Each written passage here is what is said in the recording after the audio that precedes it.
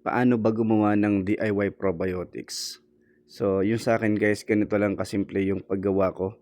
Ginagamit ko ito bilang supplements ng mga alaga kong manok, yan, pabo, pato, at soil conditioner na rin ng lupa kapag nagtatanim ako ng gulay.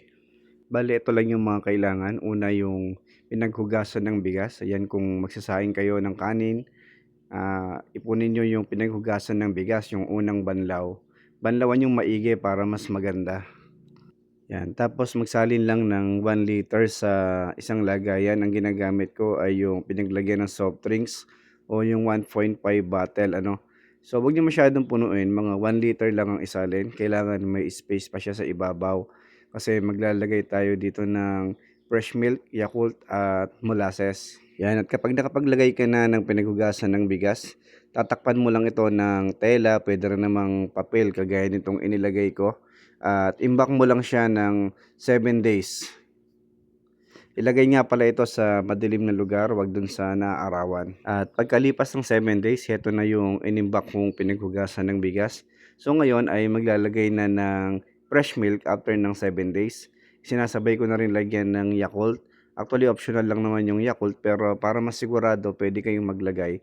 Lalo na kung yung mga Yakult naman sa lugar ninyo ay chiller ng mga nagtitinda at siguradong buhay pa yung beneficial bacteria o yung lactobacillus na nasa Yakult. Sa fresh milk naman, maglalagay tayo ng 100 ml. Yan, sukatin natin. Pwede kayong gumamit ng mga measuring cup kagaya nitong gamit ko. Para saan ba ang fresh milk, no? Bali, ito yung magsisilbing pampalakas ng mga beneficial bacteria at pagkain na rin nila habang kinukulture natin sila dito sa water bottle na to o sa 1.5 liters na bote. At after natin lagyan ng fresh milk, ay stock ulit natin ito ng 7 days. At pagkatapos ng 7 days, lalagyan ulit natin ito ng huling sangkap na ilalagay natin, which is yung molasses. At pagkalagay ng molasses, tatakpan natin ito at iimbak ulit ng 7 days at pwede na siyang gamitin bilang supplements ng ating mga alagang hayop gagaya ng poultry at baboy. At kung naghahanap ka naman ng mabibilhan ng molasses, ay pwede mo subukan itong gamit ko, ABENGR na pure blackstrap molasses.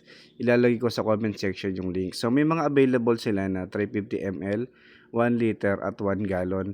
Ikaw na ang balang pumili kung ano ba yung swak sa'yo at kung gaano ba karami yung kailangan mo.